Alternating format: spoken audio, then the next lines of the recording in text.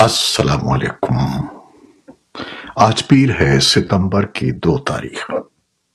پاکستان میں اس وقت شام کے 7، بھارت میں 7:30 اور یہاں ہمارے اسٹوڈیوز کی گھڑیوں میں صبح کے 10 بج رہے ہیں۔ وائس آف امریکہ واشنگٹن کی اردو سروس سے میں ہوں خالد حمید، خبروں کے ایک بلیٹن کے ساتھ۔ پاکستان کی جانب سے گیس پائپ لائن منصوبے پر عمل درآمد میں کوئی پیش رفت نہیں ہوئی ہے اور ایران اس سلسلے میں پیرس کی ثالثی عدالت سے رجوع کرنے کا ارادہ رکھتا ہے۔ سفارتی ذرائع کے مطابق ایران منصوبے پر عمل درآمد نہ ہونے پر پاکستان کے خلاف عالمی ثالثی عدالت میں $18 ارب ہرجانے کا دعویٰ کرنے کا عندیہ دے چکا ہے۔ دفتر خارجہ کی ترجمان ممتاز زہرا بلوچ نے گیس پائپ لائن کے بارے میں ایران کے نوٹس سے متعلق سوال پر کہا ہے کہ یہ معاملہ وزارت پیٹرولیم سے متعلق ہے۔ البتہ انہوں نے واضح کیا کہ اسلام آباد تہران کے ساتھ تمام امور دوستانہ بات چیت سے حل کرنا چاہتا ہے۔ ذرائع ابلاغ میں گیس پائپ لائن کا معاملہ زیر بحث آنے کے باوجود وزارت پیٹرولیم نے اس بارے میں کوئی رد عمل ظاہر کرنے سے گریز کیا ہے۔ پاکستان تحریک انصاف کے مرکزی رہنما اور ترجمان رؤوف حسن کا کہنا ہے کہ ملک میں پرتشدد کارروائیوں کو روکنے، سیاسی افہام و تفہیم اور معاشی استحکام کے لیے اسٹیبلشمنٹ اور پی ٹی آئی کے درمیان بات چیت اشد ضروری ہے اور اس کا آغاز فوری طور پر ہونا چاہیے۔ گزشتہ ماہ پولیس کی جانب سے گرفتاری اور حال ہی میں اپنی رہائی کے بعد اسلام آباد میں وائس آف امریکہ کو دیے گئے اپنے پہلے انٹرویو میں رؤوف حسن نے کہا کہ وہ امید کرتے ہیں کہ فوج اور پی ٹی آئی کے درمیان مذاکرات پر ڈیڈ لاک اب مزید برقرار نہیں رہے گا۔ سابق وزیر اعظم اور پی ٹی آئی کے بانی چیئرمین عمران خان بھی متعدد بار فوج سے بات چیت کا عندیہ دے چکے ہیں۔ تفصیلی انٹرویو ہمارے سوشل میڈیا پلیٹ فارمز پر دیکھیے گا۔ تورخم بارڈر کراسنگ پوائنٹ پر گڈز کلیئرنس فیڈریشن کا کہنا ہے کہ تورخم پشاور کے درمیان تورخم ٹرانزٹ روٹ کو قبائلیوں کی طرف سے بند کرنے سے افغانستان اور پاکستان کے درمیان دوطرفہ تجارت کو کافی نقصان پہنچا ہے۔ آفریدی قبیلے کے افراد نے گزشتہ 10 دنوں سے جام روڈ کے قریب تورخم پشاور ہائی وے کو بند کر رکھا ہے۔ وہ پاکستانی فوج سے مطالبہ کر رہے ہیں کہ انہیں اپنے گاؤں واپس جانے دیا جائے۔ قبائلی عمائدین کے مطابق پاکستانی فوج نے تقریباً 60% بے گھر خاندانوں کو اپنے گاؤں واپس جانے دیا ہے۔ رپورٹس کے مطابق پاکستانی فوج نے کہا ہے کہ جیسے ہی یہ علاقے محفوظ ہوں گے وہ آئی ڈی پیز کو اپنے گاؤں واپس جانے دیں گے۔ طالبان حکومت کے وزیر خارجہ امیر خان متقی نے ان افغان سفارتخانوں کی دستاویزات کو قبول نہ کرنے کے اپنے وزارت کے فیصلے کا دفاع کیا ہے جو کابل سے رابطے میں نہیں ہیں، اور کہا کہ انہوں نے یہ فیصلہ 3 سال تک ان مشنز کی طرف سے انتظار کے بعد کیا ہے۔ انہوں نے یہ بھی کہا کہ طالبان کے سفارتی تعلقات کے بارے میں جلد اچھی خبر سنائی جائے گی، لیکن انہوں نے مزید تفصیلات نہیں بتائیں، اور کہا کہ متحدہ عرب امارات اور کچھ وسطی ایشیائی ممالک نے اپنے ممالک میں افغان مشنز میں طالبان سفارتکاروں کو قبول کیا ہے۔ کیمرون میں او آئی سی کے 50ویں اجلاس میں شرکت کے بعد امیر خان متقی ترکی پہنچے اور اتوار کو استنبول میں افغانستان کے قونصل خانے کا دورہ کیا۔ بھارت کی جنوبی ریاستوں میں مانسون کی شدید بارشوں اور سیلاب سے کم از کم 25 افراد ہلاک ہو گئے ہیں، جبکہ ہزاروں افراد کو بحفاظت امدادی کیمپوں میں منتقل کر دیا گیا ہے۔ گزشتہ 2 دنوں میں ریاست تلنگانہ میں کم از کم 16 اور پڑوسی ریاست آندھرا پردیش میں 9 افراد ہلاک ہو چکے ہیں۔ پڑوسی ملک بنگلہ دیش میں بھارت سے آنے والے سیلاب نے اسی عرصے کے دوران کم از کم 40 افراد کو ہلاک کیا۔ تقریباً 3 لاکھ رہائشیوں نے ہنگامی پناہ گاہوں میں پناہ لی ہوئی ہے۔ غزہ سے 6 یرغمالیوں کی لاشیں ملنے کے بعد اسرائیل میں حکومت کے خلاف شدید احتجاج کا سلسلہ شروع ہو گیا ہے۔ مظاہروں میں جنگ بندی معاہدہ نہ ہونے کے سبب یرغمالیوں کی واپسی میں ناکامی پر حکومت پر غم و غصے کا اظہار کیا جا رہا ہے۔ خبر رساں ادارے رائٹرز کے مطابق اسرائیل میں تل ابیب، یروشلم سمیت بیشتر بڑے شہروں میں احتجاج کیا گیا ہے۔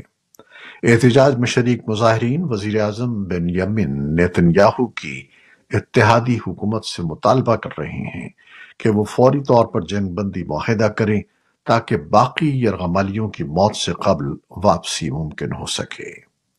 اتوار کو اسرائیل کی فوج کو جنوبی غزہ سے 6 یرغمالیوں کی لاشیں ایک سرنگ سے ملی تھیں۔ فوج نے بیان میں کہا تھا کہ ان افراد کو سیکیورٹی اہلکاروں کے پہنچنے سے کچھ دیر قبل فائرنگ کر کے قتل کیا گیا تھا۔ ایک برطانوی میری ٹائم سیکیورٹی ایجنسی یا UKMTO نے بتایا کہ یمن کے باغیوں کے زیر قبضہ حدیدہ علاقے کے قریب پیر کو 2 تجارتی جہازوں کو نشانہ بنایا گیا، لیکن ان کا عملہ محفوظ رہا۔ پیر کو بعد میں ایک الگ واقعے میں ایجنسی نے کہا کہ حدیدہ سے 58 ناٹیکل میل مغرب میں ایک اور تجارتی جہاز کو ڈرون کا نشانہ بنایا گیا، لیکن جہاز پر کوئی جانی نقصان نہیں ہوا اور جہاز اپنی اگلی بندرگاہ کی طرف بڑھ رہا ہے۔ حوثیوں کے حملوں نے بحیرہ احمر اور خلیج عدن کے راستے سمندری ٹریفک کو متاثر کیا ہے۔ امریکہ اور برطانیہ نے جنوری سے یمن میں حوثیوں کے ٹھکانوں پر حملے کیے ہیں، لیکن اس نے باغیوں کو روکنے کے لیے زیادہ کارروائی نہیں کی۔ امریکہ میں نومبر میں ہونے والے صدارتی الیکشن میں جہاں ایک جانب مسلم ووٹرز غزہ جنگ کو اہم ترین مسئلہ سمجھتے ہیں، وہیں امیدواروں سے متعلق ان کی آراء تقسیم ہیں۔ ایک بڑی تعداد میں یہ ووٹر دونوں بڑی جماعتوں کے نامزد امیدواروں کے اسرائیل کی حمایت کے موقف سے ناراض ہیں اور تھرڈ پارٹی آپشن کی جانب دیکھ رہے ہیں۔ صدر ولادیمیر پوٹن نے کہا کہ روس کے کرسک علاقے میں کیف کی در اندازی مشرقی یوکرین میں ماسکو کی پیش قدمی کو نہیں روک سکتی۔ انہوں نے وہاں یوکرین سے نمٹنے کا عزم ظاہر کیا۔ 6 اگست کو روس میں یوکرین کی حیرت انگیز طور پر در اندازی سے لگ بھگ 1,30,000 افراد بے گھر ہو گئے ہیں اور کیف نے سرحدی کرسک علاقے کے کچھ حصوں پر قبضہ کر لیا ہے، جس کے بعد ماسکو نے مشرقی یوکرین پر دباؤ ڈالا ہے اور یوکرین کی فوجوں کو کرسک کی طرف بڑھنے سے روک دیا ہے۔ ایران کے سابق صدر ابراہیم رئیسی کے ہیلی کاپٹر حادثے سے متعلق حتمی تحقیقاتی رپورٹ جاری کر دی گئی ہے۔ خبر رساں ادارے رائٹرز کے مطابق ایران کے سرکاری میڈیا کا کہنا ہے کہ حتمی رپورٹ میں ہیلی کاپٹر کی تباہی کو ایک حادثہ قرار دیا گیا ہے۔ تحقیقاتی رپورٹ میں کہا گیا ہے کہ ہیلی کاپٹر خراب موسم اور شدید دھند کے سبب گر کر تباہ ہوا۔ ان کا ہیلی کاپٹر مئی میں آذربائیجان کے قریب پہاڑی علاقے میں گر کر تباہ ہو گیا تھا۔ آذربائیجان کی حکمراں جماعت نے اتوار کو ہونے والے پارلیمانی انتخابات میں اپنی اکثریت برقرار رکھی ہے۔ ابھی یہ اطلاعات ابتدائی نتائج پر مبنی ہیں۔ Organization for security and cooperation in Europe حقوق کی نگراں تنظیم ہے اور اس نے ووٹنگ کو ہدف تنقید بناتے ہوئے کہا ہے کہ یہ جمہوری معیار پر پوری نہیں اترتی۔ امریکہ میں ہر سال ستمبر کے پہلے پیر کو یعنی آج وفاقی اور بیشتر نجی اداروں میں عام تعطیل ہے۔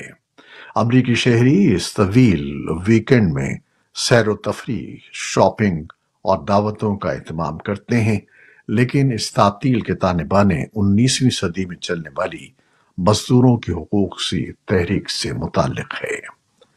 लेबर डे पर मजदूरों की खिदमत का इतराफ और अमरीकी मईशत में उनके किरदार को सराहा जाता है, लेकिन बहुत से अमरीकी इसे मौसम गर्मा के इख्तिताम की खुशी में भी मनाते हैं।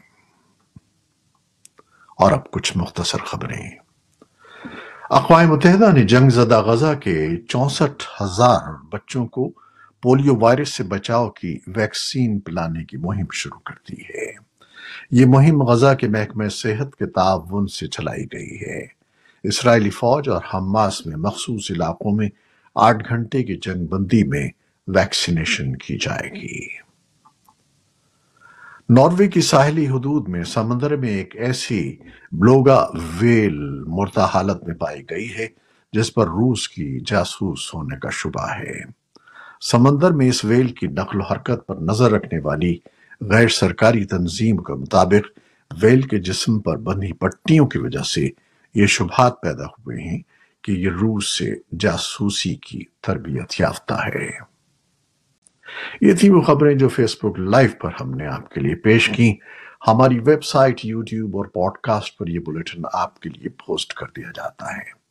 आप हमारे बुलेटिन को शेयर करते हैं और अपने कमेंट्स में अपनी मोहब्बतों का इजहार करते हैं, जिसके लिए हम आपके बेहद ममनून हैं। अपनी इन मोहब्बतों को, इस खुलूस को जारी रखिएगा। न्यूज प्रोड्यूसर आयजा इरफान और न्यूज एडिटर बहजत जिलानी के साथ खालिद हमीद को अब इजाजत दीजिएगा। अल्लाह हाफिज।